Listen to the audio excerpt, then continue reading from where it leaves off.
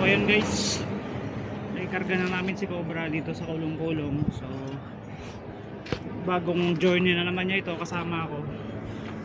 So hindi siya umaandar sa ngayon dahil na-stuck ng isang taon mahigit o 2 taon, sabi nung may-ari.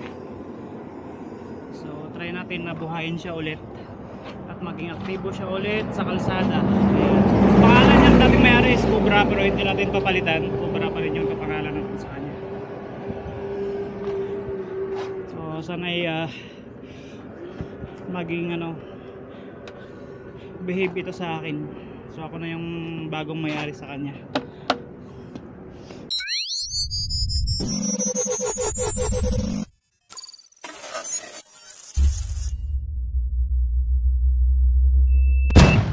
Kung ikaw ay bago ka lamang sa aking page, huwag kalimutang i-follow, i-like, at mag-share ng ating mga videos.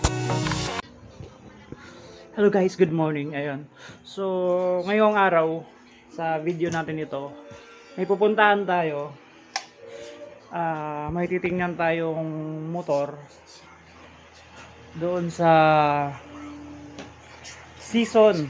So, inalok sa akin yun kahapon. Nagpunta ako doon. So, nagkaroon ako ng interest dahil mura lang yung price na sinabi sa atin. So pupuntahan ko siya ngayon sa Season. So let's G. So ayun na nga mga paps, nandito na ako sa may Binalunan stoplight. So dadaan pa tayo ng Pusurubio tapos Season na.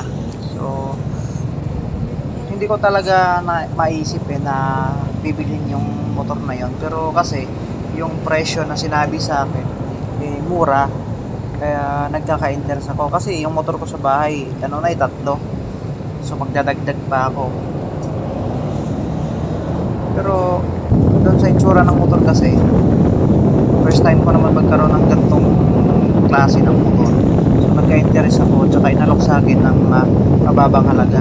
So let's see, papunta na ako ng Season. So at ito na guys, ito yung motor na sinasabi ko kanina. So nilabas na namin to nung may-ari, hindi ko na pinakita para sa privacy niya.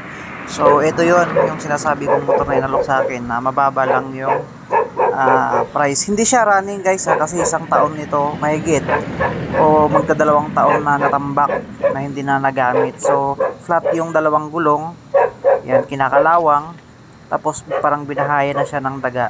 Ay, napunasan ko na ito pero yan kung titingnan nyo, marami siyang kalawang dahil nga sa time na matagal siyang naitambak doon lang sa gilid ng bahay, kasi yung may-ari nito may may Mio, may Sniper, at saka may wheels pa, kaya ito parang napabayaan na lang. So inalok sa akin kahapon.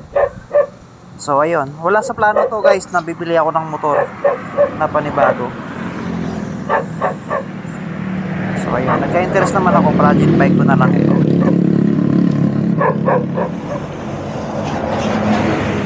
So ayun guys, naikarga na namin si Cobra dito sa kulong-kulong. So bagong journey na naman niya ito kasama ako. So hindi siya umaandar sa ngayon dahil na-stuck ng 1 taon mahigit o 2 taon, sabi nung may-ari. So try natin na buhayin siya ulit at maging aktibo siya ulit sa kalsada. Ayan. Pangalan niyang dating may-ari is Cobra, pero hindi natin papalitan. Cobra pa rin yung kapangalan natin sa kanya. So sana'y maging behave ito sa akin. So ako na yung bagong may-ari sa kanya.